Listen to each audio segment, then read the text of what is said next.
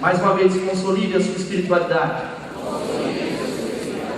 Nós estamos no que nós chamamos de ano da consolidação, porque, como eu falei no vídeo passado, propósito, eu vi pessoas fazendo piada na internet, esse negócio de ano, não sei o quê, porque não entende, não sabe o que fala, não sabe o que fala. Mas a realidade, o ano, quando nós falamos o ano tal, é porque a temática da igreja vai nessa direção, porque nós queremos firmar alguns temas, firmar algumas ideias, nós queremos focar algumas áreas. E quando falamos de ano da consolidação, nós estamos aqui no nome de Jesus falando que nós queremos consolidar, tornar forte, fortificar, fortalecer, desde os novos convertidos que chegam na nossa comunidade, são muitos, que nós precisamos fortalecê-los nessa fase, são bebês espirituais. Um bebê precisa de cuidado, de proteção, de alimento, desde os bebês até as outras áreas que precisam ser consolidadas: a espiritualidade, as finanças, a nossa liderança, o nosso casamento e a nossa comunhão. Eu quero convidar você a abrir a sua Bíblia em 1 Samuel capítulo 11. 1 Samuel capítulo 11. Se você achou, você diz amém. Senhor da glória, será que tem alguma coisa errada aqui? Não. 1 Samuel capítulo 11. Se achou, você diz amém. Nós vamos ler dos versos de 1 a 11. De 1 a 11. Se achou, mais uma vez, diz amém.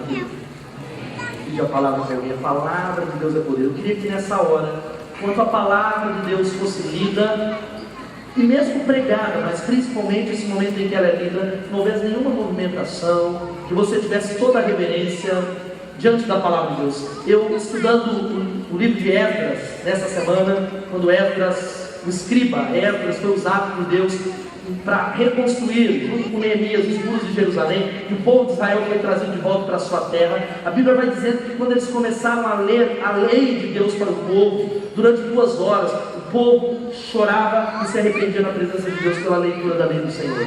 Eu espero que pelo menos nós oramos por avivamento, um pouco de temor diante dessa palavra haja em cada coração. Vamos ler? Diz assim: o amonita Naás avançou contra a cidade de Jabes de Gileade e a cercou. E os homens de Jabes lhe disseram: faça um tratado, faça uma aliança conosco e nos sujeitaremos a você. Contudo, Naás, o amonita, respondeu: eu só farei um tratado com vocês sob a condição de que eu arranque o olho direito de cada um de vocês e assim humilhe todo Israel. As autoridades de Jabes lhe disseram: dê-nos 7 dias para que possamos enviar mensageiros a todo Israel. Se ninguém vier nos socorrer, nós os renderemos. Quando os mensageiros chegaram a Gibeá, cidade de Saul, e relataram essas coisas ao povo, todos choraram em alta voz. Naquele momento, Saul estava trazendo o gado do campo e perguntou: o que há com o povo? Por que estão chorando? Então lhe contaram o que os homens de Jabes tinham dito. Quando Saul ouviu isso, o Espírito de Deus apoderou-se dele e ele ficou furioso. Apanhou 2 bois, cortou-os em pedaços e por meio dos mensageiros enviou os pedaços a todo Israel, proclamando: isso é o que acontecerá aos bois de quem não seguir Saul e Samuel. Então o temor do Senhor caiu sobre o povo e eles vieram unânimes. Quando Saul se reuniu em Bezé, havia 300 mil homens de Israel e 30 mil de Judá, e disseram aos mensageiros de Jabes: digam aos homens de Jabes de Gileade: amanhã, na hora mais quente do dia, haverá libertação para vocês. Quando relataram isso aos habitantes de Jabes, eles se alegraram. Então os homens de Jabes disseram aos amonitas: amanhã nós os renderemos a vocês e poderão fazer conosco o que quiserem. No dia seguinte, Saul dividiu seus soldados em 3 grupos, entraram no acampamento amonita na alta madrugada e os mataram até a hora mais quente do dia. Aqueles que sobreviveram se dispersaram de tal modo que não ficaram 2 juntos. Amém? Amém? Palavra de Deus. Eu quero convidar você a orar mais uma vez. Quando nós vamos ouvir a palavra de Deus, tem que ter uma coisa no nosso coração que se chama expectativa. Você pode ouvir qualquer pregador, e ele pode ser famoso ou não, mas se não houver uma dose de expectativa no seu coração, Deus não falará com você. Ou no máximo você vai dizer: ó, legal, pastor, concordo ou discordo, mas não haverá mudança. Então eu queria desafiar você a nessa hora, abrir o seu coração, respirar aí talvez, porque tem muita ansiedade aí agora. Tem problemas que estão lá fora. Mas a sua ansiedade aqui nessa hora, nesses próximos 40 minutos, não vai resolver o problema que está lá fora. O cheque que vai cair amanhã, a sua ansiedade não vai fazer o dinheiro cair na conta. Então eu queria que você orasse e falasse: Deus, fala comigo nessa hora em nome de Jesus. Começa a orar, querido, em nome de Jesus. Repreenda Satanás, a dispersão, o desânimo, talvez tudo aquilo que não agrada a Deus. Eu queria que você orasse nessa hora em nome de Jesus. Pai, em nome de Jesus, Teu Espírito está aqui nesse lugar. Nós nos humilhamos diante do Teu Espírito Santo, nos prostramos, nos colocamos, acreditamos que o Senhor é Deus, o Senhor está vivo, o Senhor está aqui, o Senhor é conosco, porque o Senhor falou. E eu clamo a Ti: muda a igreja, muda as famílias, muda a nossa mente, consolida a nossa espiritualidade, repreende a obra maligna, a dureza do nosso coração, toda crítica que afasta a palavra do Senhor do nosso coração, todo orgulho, toda arrogância, tudo aquilo que nos impede de nos rendermos ao Senhor. Eu clamo a Ti, glorifica o Teu nome, edifica a Tua igreja, em nome de Jesus. Amém e amém. Amém? A jornada da vida cristã não pode ser comparada com um passeio de domingo no Termas, ou no parque, ou talvez num outro lugar, porque ela está mais, a vida cristã está mais para uma guerra ou para uma corrida, como bem afirmou o apóstolo Paulo. Diga assim comigo: a vida cristã, ela se assemelha à guerra. Amém? Diga assim: é guerra. É guerra, irmão. Vida cristã não é passeio. Vida cristã é bênção, é maravilhoso, Jesus é vitorioso, mas a grande realidade é que muita gente se comporta na vida cristã como se estivesse num campo de flores, totalmente desatento, totalmente sem abrir os olhos para a realidade espiritual. Não estão com os olhos espirituais abertos, não estão entendendo que a vida cristã tem a ver com o reino espiritual. Por isso que o apóstolo Paulo, ele vai afirmando lá em Efésios capítulo 6, um capítulo famoso, dizendo: olha, finalmente, irmãos, fortaleçam-se no Senhor e no seu forte poder, vistam toda a armadura de Deus para poderem ficar firmes contra as ciladas do diabo, pois a nossa luta não é contra seres humanos, mas contra os poderes e autoridades, contra os dominadores deste mundo de trevas, contra as forças espirituais do mal nas regiões celestiais. Amém? Assim é, não é só assim seja, porque amém, é assim seja. Nós vivemos numa guerra espiritual. Paulo vai falando sobre isso, e você precisa entender que vida cristã é batalha espiritual. Repita essa frase que está aqui comigo: a vida cristã, mais uma vez. E a grande questão, querido, você quer crescer, você quer aprender sobre finanças, sobre casamento. A Bíblia é o livro de Deus, e nesse livro está tudo aquilo que você precisa para receber o seu sucesso. Está aqui todos os conselhos sobre a vida, e a Bíblia vai falando o seguinte: que os problemas do mundo e os problemas da nossa vida têm a ver com uma palavra que é pecado. Pecado é se afastar do propósito original de Deus. Pecado é errar o alvo. Pecado é estar na contramão daquilo que Deus quer para nós. E a grande questão também, que as bênçãos e as proteções de Deus têm tudo a ver com se afastar do pecado e conhecer a palavra de Deus. Mas há uma realidade aqui, querido: você não vive num mundo maravilhoso, o mundo está morto no maligno. João vai falando, sabemos, vamos falar todos juntos aqui.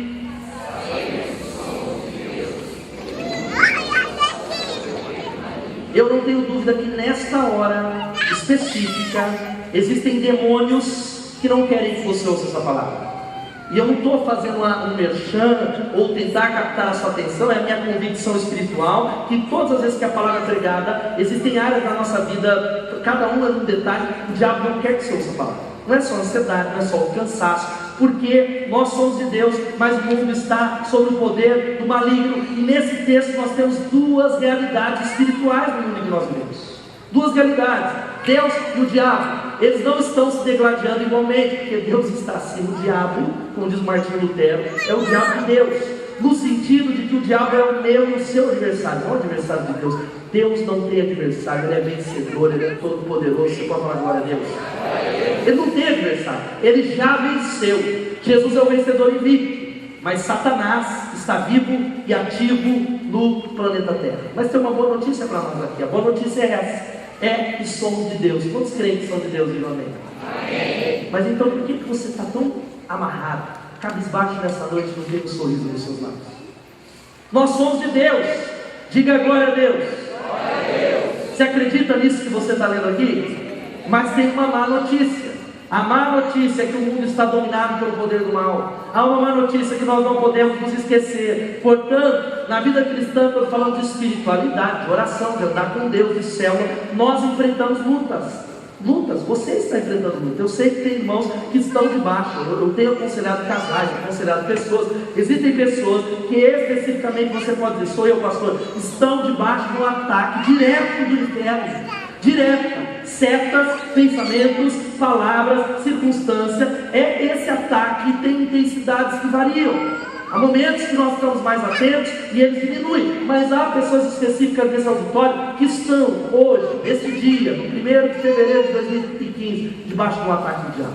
Talvez seja sobre as suas finanças, seja sobre o seu casamento, seja sobre os seus filhos, seja sobre a sua vocação, seja sobre o seu ministério, seja sobre a sua sexualidade, não sei qual é a área. E a grande questão que você precisa entender é isso: se você se posicionar para Deus e para o seu reino, logo será atacado.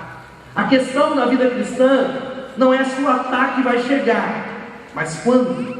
Repita-se comigo: na vida cristã, a questão não é se o ataque vai chegar, mas quando. Isso assusta, porque você leu essa frase e falou: é por isso, pastor, que eu não me posiciono para Deus, coisa nenhuma. Estou beleza, venho aqui, jogo, gosto do louvor, dou uma orada, eu tenho Deus, eu tenho meu relacionamento íntimo com o Senhor, mas eu não quero posição, porque eu estou ouvindo isso, é o que eu acredito, porque eu liderei, eu sou líder, eu tenho recebido ataque, eu não quero ser atacado, quero ficar de boa, eu quero ficar tranquilo, porque se você se posicionar para Deus no seu reino, logo vai ser atacado, haverá ataque. Mas tem uma outra realidade para você que pensa, por isso que eu não me posiciono. Se você não se posicionar, um dia será morto. Repita comigo, vamos ler todos juntos? Um dia será morto. Essa morte não é alguém que vai matar, é a morte espiritual, a morte de uma vocação, a morte daquilo que a Bíblia diz, a vida abundante. Porque Jesus, ele diz, olha, o ladrão, ele vem para matar, roubar e destruir. Jovem, o diabo, Satanás, ele tem só um propósito: matar, roubar e destruir a sua vida. Mas Jesus diz: eu vim para que tenham vida e tenham em. Essa é a vida que você está procurando em outras fontes. Essa é a vida que você quer. Essa é a vida que Deus tem. Ser morto aqui significa ficar aquém, muito aquém da vida que Jesus ele planejou, ele determinou, ele quer para o seu casamento, para as suas finanças, seu relacionamento com Deus. Agora, por que nós estamos vivendo ataques tão grandes na família, na igreja e na sociedade? Você sabe, quando você fala, pastor, porque os tempos não são, tem uma série de fatores que muitos de nós não estamos ligados no esquema. Muita gente, eu vejo crentes que parece meio besta, não é completo, que crê em Jesus, mas ele não está entendendo tudo que está acontecendo ao nosso redor. E há uma série de coisas: crescimento do ateísmo e do secularismo. Há um crescimento, principalmente no ambiente universitário, que a Inquisição não é mais religiosa, é a questão da ciência. Você não pode na faculdade ou nos ambientes acadêmicos se posicionar como cristão, porque há um ataque, uma inquisição e há muitos sofismas e há muitos axiomas em verdades. Mas nós estamos vendo esse crescimento, uma onda de pessoas que dizem: eu não creio em Deus. O secularismo quer dizer que os símbolos estão saindo, símbolos sagrados. O Brasil não é um país como os Estados Unidos, mas lá está cada vez mais forte. Um país que nasceu, está lá na sua declaração que nasceu sob Deus. Tudo isso está sendo tirado. Não pode mais orar nas escolas. Isso está acontecendo no Brasil. Não pode mais falar o nome de Deus. Não pode mais ler a Bíblia, não pode ter oração. Secularismo, um crescimento, gente. Engana-se você que está achando que o avivamento está no Brasil. Nunca nós vivemos tempos tão grandes de religiosidade popular, idolatria, superstição, espiritismo. Nunca nós vivemos um tempo como esse de idolatria na nação. E digo a vocês, não é palavra de Deus que eu podia cair nela, assuntos do Senhor. Essa ausência de chuvas no estado de São Paulo, da nossa nação, não é só um problema. Esse é o meu ponto de vista, uma avaliação como um pastor, como entendo um profeta de Deus, dentro do meu contexto, dentro dessa igreja. Não é um problema só hídrico. Tem um problema hídrico, um problema do governo estadual, federal, um problema seu que gasta água demais, mas na minha concepção é algo muito mais profundo, que tem a ver com Deus que está retendo os céus talvez não deixando a chuva descer por causa de tudo isso que nós estamos vendo na nossa nação, por causa de tudo isso que nós estamos observando. Crescimento das grandes religiões orientais do Ocidente, o islamismo, os muçulmanos estão tomando posse de vários lugares do estado de São Paulo. São Bernardo do Campo tem lá colocado no meio a maior mesquita da América Latina. Eles estão chegando, crescimento, aumento da violência e da criminalidade é uma das razões. Você sabe disso? A gente não consegue mais sair em paz. Talvez nós estamos migrando para os condomínios fechados dos apartamentos. Na nossa cidade, isso é uma notícia do jornal de ontem. Mulher é morta a facadas e irmã é principal suspeita. Uma irmã mata a outra com uma facada no pescoço. Isso não é uma notícia atípica. Acontece toda hora. Violência, criminalidade, facilitação e incentivo para o divórcio. Há um tempo atrás, quando um casal terminava o casamento, havia aquele processo de desquite, para consumar o divórcio, levava 1 ano. Hoje, saem 7 dias de divórcio. Você pega pela internet, há casais que brigam no domingo à noite, na terça-feira podem estar legalmente separados, porque é uma facilitação. Aumento do uso e tráfico de drogas, aumento dentro das escolas, dentro dos ambientes de trabalho, incentivo à anarquia e quebra de valores. Muita gente fala que eu sou legal, pastor. Teve lá, eu sou da tese de que a gente tem que quebrar tudo, porque assim o governo mudará. Vamos, os black blocs, vamos quebrar. E eu vi crentes de igrejas evangélicas, graças a Deus que eu não vi ninguém na Bethesda, nas manifestações, quebrando, depredando o patrimônio público, tacando pedra em ônibus, quebrando quando o banco é rico, quebrando, porque tudo isso tem a ver com esse ataque, com essa questão maligna. Uma outra coisa, fomentação geral da liberalidade, promiscuidade e moralidade. Não há valores mais. Família? Que família? Família somos nós que decidimos. Família tem a ver com a sociedade humana que define o conceito de família, não é a Bíblia, não é Deus, não tem isso mais. Você liga a televisão, o Big Brother Brasil, que é como se fosse, desculpe a expressão, não são seres humanos, aquilo ali é gente enjaulada e todos aqueles que assistem estão fora do zoológico observando aquilo. Pessoas que estão brigando, cuspindo, comendo, fazendo sexo e tudo mais. Algo que vai talvez minando a realidade, talvez dos filhos, dos nossos filhos, dos valores, incentivo aberto a movimentos em favor da iniquidade humana, relativismo ético, tantas coisas, preconceito profissional contra cristãos. Eu quero dizer para você que se você não é perseguido no seu ambiente de trabalho, é porque você não está fazendo a diferença, com raras exceções. A partir do momento que você tomar posição e falar, eu não faço determinado tipo de coisas, eu trabalho, sou contratado, mas aquilo que contraria os meus valores, eu não faço, você vai começar a ser perseguido lá. Gente que está na faculdade, que está belezinha, é porque não está fazendo diferença lá. Porque a partir do momento que você marcar a posição naquele território no nome de Jesus e falar, eu sou um discípulo, eu sou embaixador do reino de Deus, eu sou um cristão, você começará a ser perseguido lá. Você começará a sofrer oposição. Diante dessa realidade, querido, você tem tantas coisas acontecendo no mundo. Você acha que o mundo está maravilhoso? Você acha que o mundo está beleza? Corrupção. O escândalo lá do Lava Jato, da Petrobras, que está quase falida, de bilhões. Escândalos atrás de escândalos, sejam em todos os âmbitos, em todas as áreas, estão acabando. Você acha que está tudo beleza? Quem acha que está uma maravilha? O crente aleluia, o crente tinha uma peça que era Super Traíra, você lembra o nome? O crente, eu não lembro aquele primeiro que era, ele, glória a Deus, aleluia, quebrou a perna, irmão, aleluia, pecou, está tudo bom, fez isso, glória a Deus, aleluia. Deus não nos chama a isso. Deus nos chama não a um pessimismo, mas a uma realidade. E existe algo, não faça as pazes com o diabo, só para ele não incomodar temporariamente, ele matará você. Tem muita gente que começou a crescer com Deus, a família começou a mudar, mas por causa dos ataques, chegou e falou, opa, é lógico que não foi para o diabo, literal, quero um acordo, trégua, vou diminuir o meu compromisso, vou diminuir, temporariamente, não faça isso, ele matará você. Ele destruirá você. Não cauterize a sua mente para ficar de boa com a sociedade. Isso vai matar você. Não tome o exemplo errado do texto que nós lemos agora. Algumas coisas que eu quero falar. Você não pode ficar neutro. Fala para o irmão que está ao seu lado. Você não pode ficar de outro. Irmãos, oxalá foras frio ou quente, mas porque és morno, vomitar-te-ei da minha boca, diz o Senhor. Oxalá é a palavra antiga, né? Quem dera, isso é da minha versão quando eu aprendi a Bíblia. Quem dera você fosse quente ou frio, mas porque você é morno, mornidão. Jesus está falando que aquele que é frio, a esperança que ele é frio, está distante, ele pode ser restaurado. Aquele que é quente está no centro da vontade de Deus, mas o morno, ele é aquele que água morna não dá para fazer nada. Você consegue, quem gosta de café morno aqui? Café morno é horrível.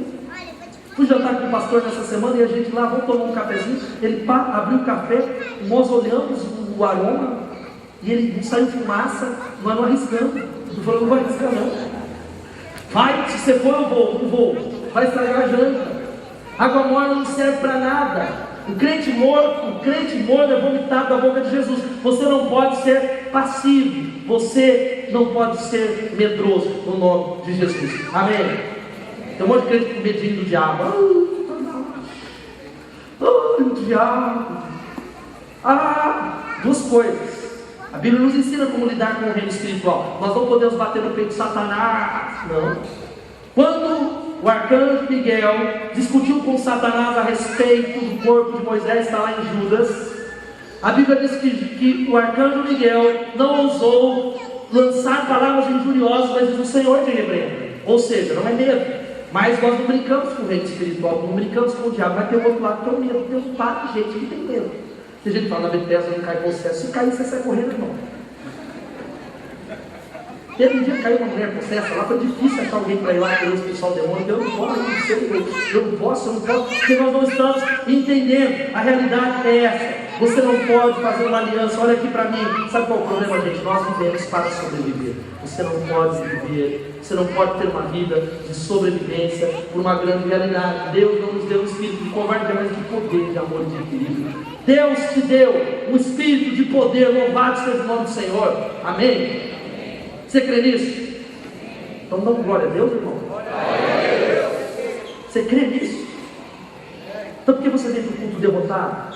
Por que você anda com a cabeça baixa pela palavra da quarta-feira? Ande de cabeça erguida em nome de Jesus. Esse é o nosso Deus. Acredite na palavra de Deus. Mas existe uma realidade. A sobrevivência é o maior inimigo da vitória. Não é talvez a derrota, é a sobrevivência. É viver uma vida talvez morna, uma vidinha de que você só vai aceitando, que você diz assim, pastor, eu não estou fora da igreja. Mas eu quero dizer para você em nome de Jesus, o povo de Deus não foi destinado para sobreviver. Eu vim para que tenham vida e a tenham plenamente. Louvado seja o nome do Senhor.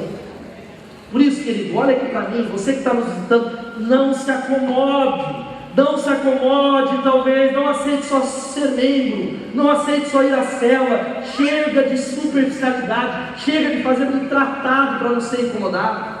Olha o que eles dizem, eles procuraram, olha, façamos um tratado. Se até amanhã ninguém vier ao nosso favor, façamos um tratado. E aí Naás olha e fala, eu quero o olho direito, eu quero o olho direito, porque eu quero humilhar. Eu quero humilhar Israel, eu quero humilhar você, eu faço tratado, eu vou deixar você quietinho, eu vou deixar você tranquilinho, porque eu quero humilhar você, eu quero humilhar os seus filhos, eu quero humilhar suas finanças, eu quero humilhar você. Por isso, a questão é o seguinte, você talvez está tranquilo, porque o diabo fala, não dá para dar o dízimo? Não dá para fazer tal coisa? Não faça, não dá para se envolver, vida pela metade. Vida pela metade, é isso. Não precisa ser bom, tem que dar para o gasto. Tem gente que diz, pastor, casamento não precisa ser excelente, tem que ser dar para o gasto. Liderança não tem que ser excelente, não é tão ruim. Célula não vai ser muito mais do que isso. Essa igreja é assim, essa igreja é assada, essa igreja é desse jeito, essa igreja não tem amor, porque é assim as coisas. É assim essa realidade. Eu quero dizer para você que a mediocridade é do diabo. Mas a maioria das pessoas, talvez se inclua nisso, não quer viver intensamente para Deus. A maioria esmagadora, e você pode estar no meio disso, não quer viver intensamente para Deus. Não quer entrar no rio de Deus, molhar os pés, ir se afundando, andando. Eu quero dizer, não se satisfaça com pouco. Deus tem vida plena para você no nome de Jesus. Está vendo como poucos querem isso? Esse amém desanimado. Deus tem vida plena para você. Ele tem. Então não se satisfaça com o seu trabalho só e diga a Deus, eu quero mais. Não se satisfaça com a sua liderança, diga a Deus, o Senhor fará mais, o Senhor vai prosperar, o Senhor vai salvar, o Senhor vai libertar o meu marido, os meus filhos prosperarão, o Senhor vai mudar o meu casamento, o Senhor fará, porque tu és o Senhor dos senhores, tu és todo poderoso. Para Deus não há impossível. Não há impossíveis para Deus. Por isso, não mantenha o status quo. Deus está chamando você. Você quer consolidar a espiritualidade? Não mantenha o status quo. Sai, mude de status nessa noite. E eu quero responder uma pergunta em meio a uma batalha. Quantos podem dizer que eu estou no meio de uma batalha? Levantei as mãos. Todo mundo está, mas debaixo de um ataque, debaixo de uma luta, debaixo de um problema específico. Talvez você não achou que não tinha nada a ver com o diabo, porque você achou que era você. Eu quero dar alguns conselhos. Como é que eu posso consolidar a espiritualidade? Em primeiro lugar, entenda isso. Toda aliança feita com o mal vai custar caro. Vamos ler todos juntos? Toda aliança feita com o mal vai custar caro. Mais uma vez. Toda aliança feita com o mal vai custar caro. Versículo 1, e ali está em versículo 2, olha o que diz a palavra de Deus. Eles olharam o povo ali de Jabes de Gileade e começou a falar, disseram assim: olha, faça um tratado conosco e nos sujeitaremos a você. E a Bíblia vai dizendo, contudo, na asta é uma palavra que significa serpente, é de onde vem a palavra Satanás. Ele vai dizendo assim: olha, eu só farei um tratado com vocês sob a condição de que eu arranque o olho direito de cada um de vocês e assim humilhe todo Israel. Você sabe por que ele pediu o olho direito? Porque o olho direito era o olho da mira, era o olho da visão, era o olho que servia para se defender do inimigo. E ele sabia que se ele arrancasse esse olho, essas pessoas estariam talvez sem proteção, desprotegidas. E a realidade é isso que eu quero dizer para você: se você sujeitar o acordo do inimigo, e quando eu falo pacto com o diabo, você está entendendo a palavra que eu estou pregando? Vamos dizer, glória a Deus, que eu não fiz igual a Xuxa, né, que fala o pacto do cabelo. É genial, foi mandado embora da Globo, que agora, né, o diabo veio cobrar conta, aquele papo todo, etc e tal. Estou falando de pacto com o diabo, estou falando de concessões do dia a dia, que são acordos com o inimigo, são concessões pequenas, são talvez negociatas. Eu quero dizer para você que ele vai voltar para cobrar o preço. Tem muitas pessoas aqui, nas mais variadas áreas, que não estão emplacando com Deus simplesmente porque estão sendo levados pelas suas emoções. Eu falei hoje pela manhã, estão sendo levadas pelo seu coração, estão sendo levadas pelas suas impressões, pela sua sabedoria, porque analisa as circunstâncias apenas humanamente e diz assim: meu coração não falha, eu penso isso, eu sinto isso, eu acho aquilo. E eu quero dizer para você que Jeremias 17:9 diz que enganoso é o coração humano, quem o conhecerá? Dá um amém, meu irmão, porque a Bíblia diz isso. Muito crente me procura e a gente ouviu: olha, eu estou seguindo meu coração, pastor, nessa área. Seu coração é enganoso, querido. Seu coração é corrupto. Meu coração é enganoso. Não é coração não, é razão, entendimento, essa ampla gama e a palavra de Deus. Há muita gente que fala: pastor, mas olha, é isso, meu coração, eu pensei isso, a minha emoção. E eu quero dizer que toda aliança com o inimigo vai ter um alto preço. Nesse caso, é o olho direito, a mira do guerreiro, ou seja, garantir que ele estivesse fora do combate. O diabo quer tirar você fora do combate. Fala para o irmão que está do seu lado, ele quer tirar você fora do combate. Vai tirar. Ele quer que você fique de boa. Não seja ingênuo. Ninguém pode fazer uma aliança com o diabo e um pecado e esperar que não vá pagar nenhum preço. Não tem jeito. Há caminhos que ao homem parece direito. Falei hoje pela manhã. Há caminhos que parecem direito. Isso aqui tem a ver com uma proposta de emprego maravilhosa, onde você vai vender os seus valores. É uma proposta sutil, boa, que parece direito. Não tem nada de errado nessa proposta. Não tem nada de escuso. Mas é uma proposta que vai te afastar da casa de Deus, que vai te afastar da célula, que vai te afastar da sua família, que vai te afastar do seu casamento. Você diz: eu estou precisando, pastor. Eu estou precisando. Há caminhos que ao homem parece direito, mas os seus fins são caminhos de morte. Algo precioso será tomado em sua vida, família e igreja. Tenho visto isso acontecer tanto. Pessoas que estão aí, estão pagando alto preço, uns filhos que não servem ao Senhor, o contentamento que foi embora. Então essa é a primeira lição. Salvação é ter os olhos espirituais abertos para rejeitar a vida infernal, escolher a vida celestial. Vamos falar isso todos juntos?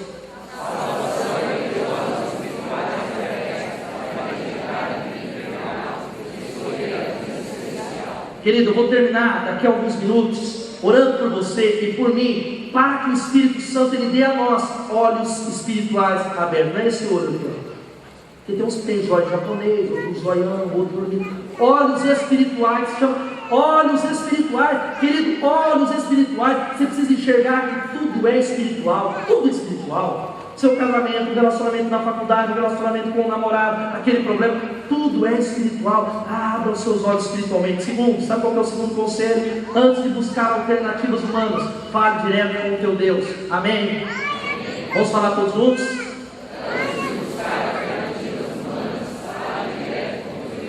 Antes de correr para o banco cacique fazer empréstimo, fale com o teu Deus. Antes de vender alguma coisa, se desesperar, fale com o teu Deus. Antes de sair, fale com o teu Deus. Agora um parênteses. Existem algumas decisões na sua vida que você sabe que você precisa tomar ontem. Existem algumas coisas que você sabe. Esses caras da igreja ficam pegando pé, líder, não sei o quê, não sei o quê. A pressão, o quê, rapaz? Você não sabe o que é pressão? Que pressão? Pressão aonde? Você já deu sangue tentando lutar contra o pecado? Hebreus vai falando. Alguém nesse local já derramou sangue? Hebreus capítulo 12, versículo 4. Tentando resistir o pecado. Eu nunca derramei sangue tentando resistir o pecado. Não sabemos o que é pressão. Não sabemos o que é pressão. Mas é pressão. Mas eu quero abrir parênteses. Você está sendo pressionado? Deixa eu levantar a mão. Eu quero dizer para você que a pressão, ela pode ser um instrumento de Deus para liberar o poder sobre a sua vida. Diga amém. A pressão é um instrumento de Deus para liberar a glória. Mas por que a glória não vem? Porque você está sendo pressionado. Você abre a tampa da panela porque você quer alívio. Conta-se a história conhecida de um autor, um ministro de música de uma igreja. Ministro competente, muito bom. Ele era alguém que ministrava numa igreja do porte da nossa, mas ele era alguém que tinha o seu trabalho, mas ele perdeu o seu trabalho e ele começou a passar necessidades sérias. Mas ele continuou adorando ao Senhor, ensinando a sua família a andar em vitória, no meio da dificuldade, ele contando a sua história, cheio de pressão, e ele falou: Deus, eu não estou entendendo isso. Eu estou sendo fiel, eu oro, eu busco o jejum, as portas não estão se abrindo, eu estou sendo pressionado, eu não aguento mais. Ele conta que certo dia ele não tinha dinheiro nem para voltar para almoçar, e ele só conseguia comprar uma marmitex que não dava para a família. E ele conta que aquilo levou ele a uma situação de humilhação que ele poderia fazer com muitos de nós. Sabe o que? Eu desisto de tudo. Ou melhor, eu não quero ministério, eu não quero nada. Mas ele contando que ele pegou aquela pressão. Ele pensou em desistir, mas ele colocou diante do Senhor. Ele foi para o quarto dele, ele pegou o violão, ele começou a derramar essa pressão diante do Senhor, falando: Deus, eu continuo. E ele compôs uma música, que foi uma música que abriu portas para o ministério dele, que durante décadas foi cantada em quase todas as igrejas evangélicas, que se chama Ao Único que é Digno de Receber a Honra, a Glória e o Louvor. Você pode aplaudir o Senhor? Tem pressão aí? A pressão, querido, busque ao Senhor, adore ao Senhor, continue, não pare, não abra a tampa da panela, não desista, consulte ao Senhor, é o que diz o versículo 3. Dê-nos 7 dias para que possamos enviar mensageiros a todo Israel. Se ninguém vier nos socorrer, nós os renderemos. Olha o povo, eles não consultaram a Deus. Se não vier, se Deus não fizer algo, nós vamos nos render. Não se renda, fala para quem está te falando, não se renda, não desista. Em nome de Jesus. Em nome de Jesus, que vergonha, gente. Não aceite nenhuma proposta sem consultar a Deus. Tem uma proposta? Consulte ao Senhor. Fale com o Senhor. Mas sabe qual que é o problema, gente? A gente acha que oração é a última coisa. Eu, como pastor, já cheguei a situações, que vergonha, porque a gente é conduzido a essa realidade. De pessoas que estarem passando por um problema grave, sério, que a gente não tem resposta. Eu não tenho todas as respostas. Só Deus tem todas as respostas. E me procurarem em aconselhamento, em corredor, e falar, e enquanto eu vou ouvindo, eu vou orando: Deus, o que é isso? E eu falo: Deus, eu não sei fazer. E aí, eu dar essa palavra. Posso orar por você? É a única coisa que eu posso fazer, é ver a cara de decepção das pessoas sinceras do Senhor. Porque nós achamos que a oração não vale nada. Nós achamos que a oração é talvez um mantra, depois que tudo foi tentado. Eu quero dizer para você, querido, em nome de Jesus, se você perdeu uma batalha, creia que Deus vai dar vitória na guerra nas suas mãos. Amém? Se você perdeu uma batalha, Deus vai te dar vitória na guerra, porque Ele é mais do que vencedor. Sabe qual que é o terceiro? Olha, nunca aceite uma proposta sem primeiro falar com o Senhor. Terceiro, a covardia não combina com o Espírito do Senhor. Queridos, eu só tenho que falar pastor, é pastor, tá? Pastor, é pastor. O pastor Rodolfo foi ordenado, saiu até uma asa de anjo, aleluia. Você já venceu. É claro que se espera de pastores que tenham mais maturidade em algumas áreas. Mas gente, os ataques que vocês recebem, você não tem ideia dos ataques na mente que eu recebo, que nós recebemos, os líderes recebem. Quanto mais você vai crescendo no reino de Deus, mais você vai recebendo ataques. Porque no reino de Deus funciona assim, gente. Quanto melhor você faz o trabalho, você recebe uma recompensa. Você sabe qual que é a recompensa que está lá na palavra dos talentos? Sabe qual é? Quanto mais você é fiel, mais você faz, a recompensa que o Senhor destina a você é mais trabalho. Glória a Deus. Amém? Amém? Fala, pastor, eu queria ficar mais de boa. Aí Deus fala, você foi fiel no pouco, eu vou ficar sobre muito. Você multiplicou 5, vamos dar mais 5 para você trabalhar mais.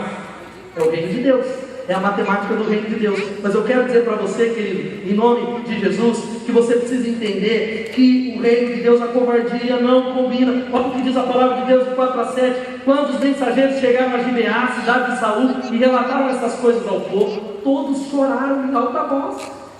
Todos choraram. Gente, eu estou vendo uma situação de nós enfrentamos lutas na nossa igreja, gente achando que o mundo acabou. Por quê? Por quê? Quero dar um recado para você, querido. Jesus disse, eu edificarei a minha igreja, louvado seja o Senhor. Quero dizer para você que essa igreja não tem nada a ver, não é do pastor Ricardo, é dele. Ele é o rei dos reis e senhor dos senhores. Dá licença? Aqui você pode passar por turbulência, mas lá vai tudo muito bem, obrigado. Lá está tudo sob controle, mas muitos recebem notícias, eles choraram em alta voz. Naquele momento Saul estava trazendo o gado do campo e ele perguntou, mas por que vocês estão chorando? Eles contaram o que os homens de Jabes tinham dito. Quando Saul ouviu isso, o Espírito de Deus se apoderou dele. Ele ficou furioso, apanhou 2 bois, cortou em pedaços, e por meio dos mensageiros enviou os pedaços a todo Israel, proclamando, isso vai acontecer aos bois de quem não tiver envolvido. É isso que vai acontecer. Querido, eu quero abrir uma palavra para você. Você precisa pedir a Deus uma indignação por tudo que está acontecendo ao seu redor. Eu vejo gente que a família está afundando, o filho não vem na igreja, a filha não vem na igreja, e ele está tranquilo, ele nem chora, ou ele se desespera, ou ele não faz. Você precisa ser tomado de uma indignação como Saul e falar, Deus, eu não aceito, eu vou orar, eu vou buscar, eu vou clamar, o Senhor vai fazer. Essa indignação santa tem que tomar conta do teu coração em nome de Jesus. Um amém cabinho, glória a Deus agora. Seja indignado, irmãos. A sua célula não está indo bem, a sua célula está sem compromisso, sua família está indo mal, seus negócios estão indo mal. Você precisa ser, o Espírito de Deus precisa se apoderar de você. Você precisa ficar furioso, não para brigar com os outros. É a ira santa. Jesus, a Bíblia diz que quando ele viu o pessoal vendendo no templo, é interessante que Jesus, ele entra no templo, ele faz um azorrague, um chicote nesse cara, azorrague nesse cara. E é interessante que eu lendo o texto nessa semana, a Bíblia diz que sabe quem é que fez o chicote? Jesus não foi lá e comprou o chicote, a loja de chicote, ele fez com as próprias mãos. Olha que louco! Se Jesus era espetacular. Eu lendo esse texto, eu nunca tinha prestado atenção, eu dei risada. Eu falei, olha o nosso mestre, ele pegou, ele fez o chicote, ele era mais ele fez. Eu fico imaginando ele orando, falando, e ele entra naquele templo. E muitas vezes Jesus pecou não, porque foi uma ira santa justa. Foi contra pessoas. Ele mete chicote, ele mete porrada na mesa, ele derruba, ele diz, a minha casa será chamada casa de oração e não covil de salteadores. Amém? Você vai fazer isso, querido. Fazer um chicote na sua casa, não literal. Fazer um chicote espiritual. Essa é a verdade, querido. Não, eu não quero ser um líder que faça o povo tremer de medo diante do diabo e diante dos inimigos. Eu não quero ser. A minha oração foi, Deus, em nome de Jesus, se eu for um líder que faça os crentes tremerem de medo diante do diabo, eu vou embora para outro lugar, eu começo de novo, não tem o problema dele. Ele começa, aqui em outro lugar, vai começar de novo. Eu não quero, eu quero dizer que isso, a Bíblia diz que o Espírito de Deus é sobre o povo dele. A Bíblia vai falando que Deus não nos deu espírito de covardia. Diga assim, Deus não me deu espírito de covardia, mas de poder, é isso que ele fará com mais pequenininho crente dessa igreja em nome de Jesus. Eu creio nisso. Ele fará com você que está desanimado, ele vai derramar uma unção sobre você, porque o diabo é mentiroso, o diabo está mentindo para você. Não acredite nele, se levante em Deus, se levante no Senhor, prevaleça, conquiste, diga, a minha família é vitoriosa. Os meus filhos foram criados para a prosperidade. Os meus filhos são abençoados. Eu creio, não importa o que eu sinta. Não creio, eu creio, não importa a circunstância. Quarto, Sabe qual que é a palavra? Essa aqui: com Deus, creia na vitória. Antes da guerra começar, louvado seja o Senhor. Aplauda o Senhor por essa palavra, querido. Você pensa que é fácil, meu amado? Você pensa que é fácil andar com Deus? Não é. Você pensa, como eu falei, dos ataques que nós recebemos aqui, um atrás do outro. O diabo quer usar, ele quer falar, ele quer desanimar, ele atacar na mente. Mas eu tenho tomado posse e tenho acreditado. Não é olhar para mim e dizer: Deus, eu creio na vitória, porque o Senhor deu promessa em nome de Jesus. Eu acredito. Você acredita na vitória? Agora tem gente que já está perguntando. Deus fala assim para o servo: meu servo, a vitória é sua. Glória a Deus. Ele fala em línguas, vai, mas na hora que ele entra, eu vou para o ringue, Deus, a vitória é minha. Na hora que ele entra no ringue, ele se depara com o adversário, ele, meu Deus, ele sai. É o que está acontecendo com muitos aqui. Vocês, a vitória é nossa, eu declaro, eu profetizo, eu sou vencedor. Mas na hora que você se depara com um gigante, você não acredita nessa palavra. Olha o que diz o texto. O texto vai dizer: diga aos homens de Jabes e Gileade, Saul falando: amanhã, na hora mais quente do dia. Diga assim: amanhã, na hora mais quente do dia, haverá libertação para vocês. Louvado seja o nome do Senhor. Amém? Sabe por que na hora mais quente do dia? Para que, se não morresse pela espada, ia queimar no sol, não ia ter gente sobrevivendo. Vai ser na hora quente. Se ficar algum, o diabo está debaixo dos nossos pés, diz o Senhor. É por isso que a Bíblia vai falando que, olha, gostei demais da expressão amanhã na hora mais quente. Sabe o que isso quer dizer? Nós somos o povo da promessa, o povo de Deus. Aplauda o Senhor por isso. Glória a Deus, glória a Deus, glória a Deus. Seu povo da promessa, seu povo da promessa. Amanhã na hora nós vamos celebrar antes. E a minha pergunta é: qual é o seu gigante? Qual é a sua luta? O que é aquilo que está engolindo você? Sabe o que eu quero dizer para você? Celebre antes, porque é fácil celebrar depois que aconteceu a vitória. Tem muita gente, é antes. Tem um gigante, comece a cantar ao Senhor a vitória. Diga: Deus, eu acredito, eu prevaleço, eu adoro. Por isso, irmão, chega de desânimo. Eu vejo às vezes no Ministério do Louvor, e a gente está numa luta de buscar. E eu falei: ó, no Ministério do Louvor, quem não estiver jejuando, nós vamos partir com o ideal de que quem não tiver devocional todo dia não vai poder ministrar. Né? Cadê o povo? Eu, pessoal do Ministério do Louvor, levanta a mão. Se não tiver jejum todo dia, vai ligar e vai falar: então eu não li a Bíblia ontem, não vou poder. Porque nós queremos que Deus derrame a unção dele. Nós vamos buscar a unção do Senhor. Nós queremos, mas não cabe. Eu vejo o povo ministrando e gente assim.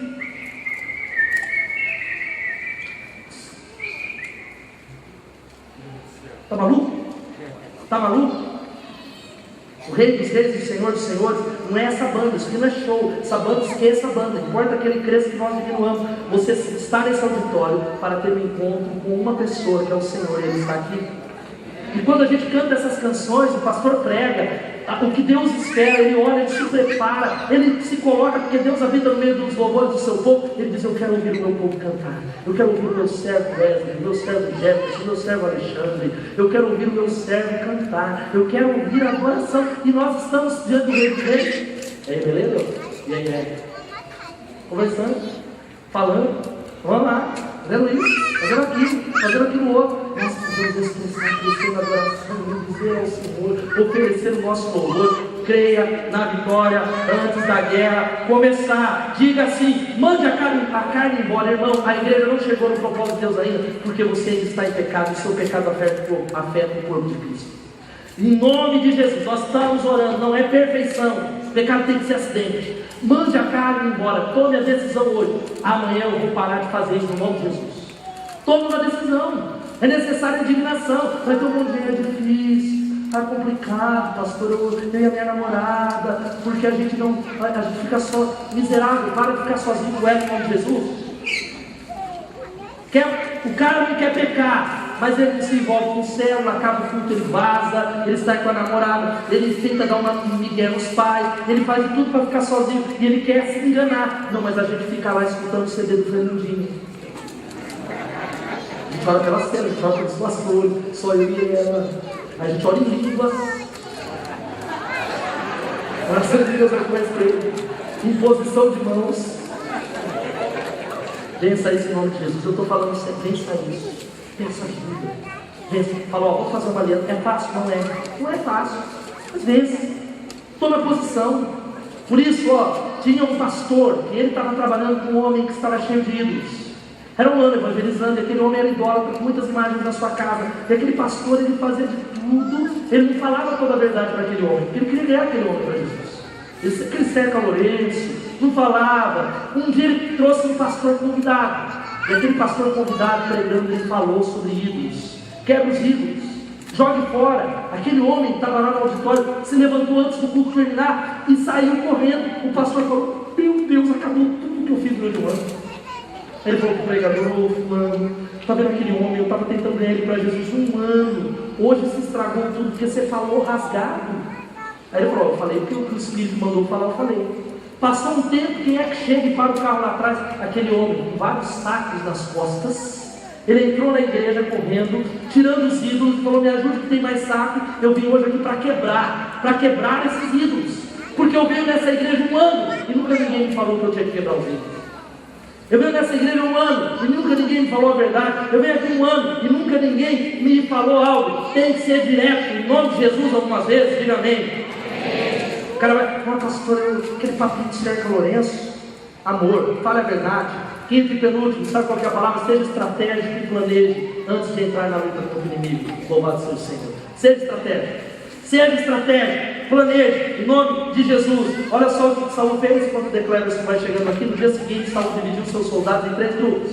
Entraram no acampamento amonita na alta madrugada e os mataram até a hora mais quente do dia. Aqueles que sobreviveram se dispersaram de tal modo que não ficaram vivos. Querido, olha aqui para mim. Veja que interessante, 3 grupos, na madrugada, na hora mais quente, para morrer mais rápido. Resultado, não sobrou ninguém. O inimigo não sobrou. Sabe qual é a frase que eu deixo aqui? Sempre haja na melhor forma e na melhor hora. Vamos falar isso? Se tem um negócio que está aí, ore antes. Amém? Agora é óbvio, tem coisa que você não... E aí, meu irmão, já resolveu o problema de perdão com fulano? Estou orando ainda, pastor. Mas cara, faz 3 anos que você está orando, não vou orar mais. Já abandonou aquilo lá, ainda estou em oração. Tem coisas, sempre há a melhor forma e a melhor hora no nome de Jesus. Se você conhece o inimigo e conhece a si mesmo, não precisa temer o resultado de 100 batalhas. Se você se conhece, mas não conhece o inimigo, para cada vitória ganha, sofrerá também uma derrota. Se você não conhece nem o inimigo, nem a si mesmo, perderá todas as batalhas, assuntos do arte da guerra, sabedoria popular. Você conhece você conhece o seu inimigo, você conhece o que ele está falando aqui? Ele está falando, você acha que falando. Aí passa um irmão por você, ele não me cumprimentou, essa igreja não manda nada. Então como é o diabo que ele falar? Aí pega a gente, porque nós precisamos amar. Eu preciso amar muito mais, longe do amar Jesus. Quero mais. Então o diabo vai falando, e nos enganando. E aí você fala: porque o pastor Rodolfo me cumprimenta. Por que você não vai cumprimentar ele? Ah, porque o irmão da minha célula, eu vejo gente falar: ei, Declébio, você está não, eu passei por você, você nem me cumprimentou? Aí a pergunta, ele deveria voltar para mim e falar assim: mas por que você não veio me cumprimentar? Vença esses delírios, irmão, no nome de Jesus. Vença essa palhaçada. De verdade, estou abrindo o verbo. Para com esse negócio. Vá lá, seja proativo. Se tem alguém que é muito importante para você, vá você a ele, abraça ele, procure ele, vence em nome de Jesus. Em último lugar, sabe qual que é o conselho? É esse que vai aparecer na tela aqui. Clica para mim que travou, Gabriel. Acabou aqui, eu acho. Travou aí também? Depois da vitória, celebre a Deus e reafirme o reino. Louvado seja o Senhor. Vamos falar isso juntos? Depois da vitória, celebre a Deus e reafirme o reino. Vamos fazer isso nessa noite juntos em nome de Jesus? É por isso que depois de 14 e 15, não sei se está funcionando, se não se aperta para mim, ele olha e fala: bem, vamos a Gilgal e reafirmemos ali o reino. Assim todo o povo foi a Gilgal e proclamou Saul como rei na presença do Senhor. Ali ofereceram sacrifícios de comunhão ao Senhor, e Saul e todos os israelitas tiveram momentos de grande alegria. Louvado seja o Senhor. Aplauda ele por isso.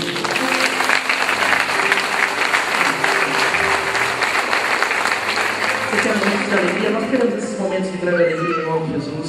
Sabe o que a gente precisa fazer, querido? A conclusão é essa: sua vida não será diferente se você não reafirmar os seus valores novamente.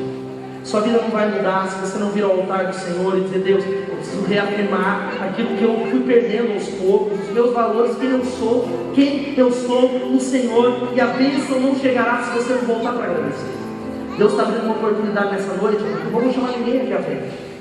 Mas só um grupo de pessoas daqui a pouco, mas nós vamos terminar celebrando e adorando ao Senhor. Mas eu fecho com um texto, enquanto a banda toda vai chegando aqui no nome de Jesus, um por vez, e você olhando para mim, vocês olhando para mim.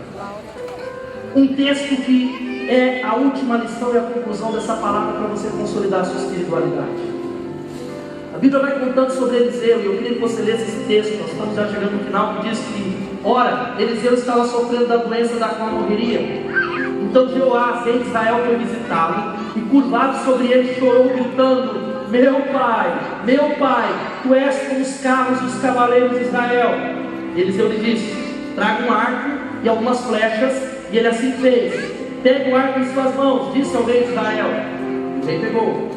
Quando ele pegou, Eliseu pôs as mãos sobre as mãos do rei e lhe disse: abra a janela que dá para o leste e atire. O rei o fez. E Eliseu declarou: esta é a flecha da vitória do Senhor, a flecha da vitória sobre a Síria. Você destruirá totalmente os arameus em Afé, que eram os inimigos do povo de Deus. Nosso inimigo é Satanás.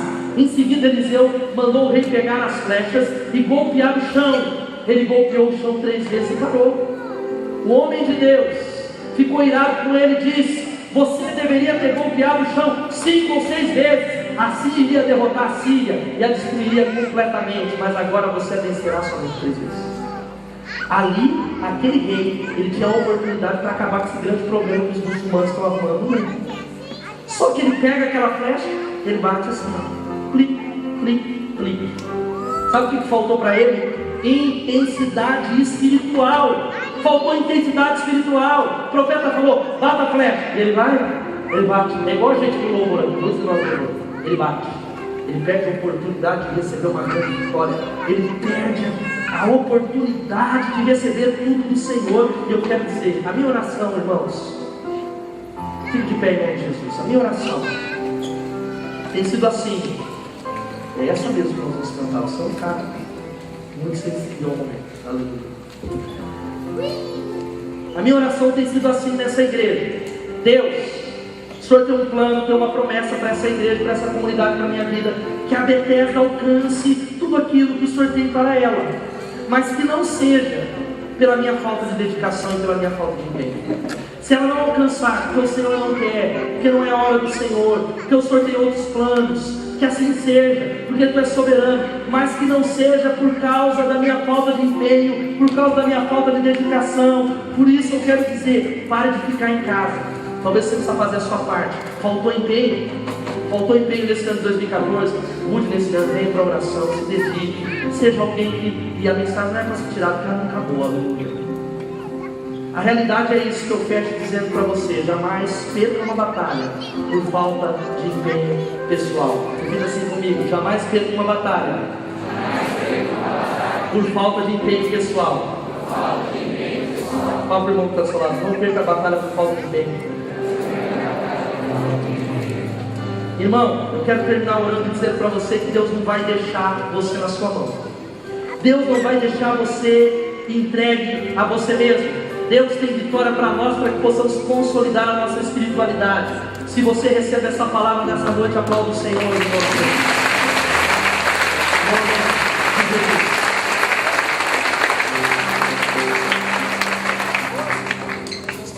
Cantando ao Senhor.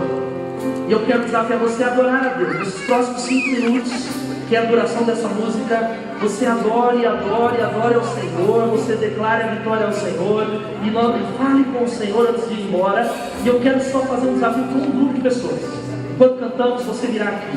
Você que nessa noite está falando: olha pastor, eu quero entregar minha vida a Jesus, porque a minha vida é a mesma, eu venho na igreja há tanto tempo, mas mudou. Nesta noite, eu estou fazendo uma aliança com Jesus. Eu estou fazendo uma aliança pública com Jesus de Nazaré, com o Rei dos Reis e Senhor dos Senhores, para que Ele mude a minha vida. Enquanto cantamos, quero desafiar você a sair do seu lugar, porque eu quero terminar o que você tem que entregar na vida de Jesus. E nós vamos assumir esse compromisso aqui, nesse lugar, bem dizendo ao Senhor, então, o único que é digno de receber a honra, a glória e o louvor. Vai adorando ao Senhor, querido, vai dizendo o nome dele.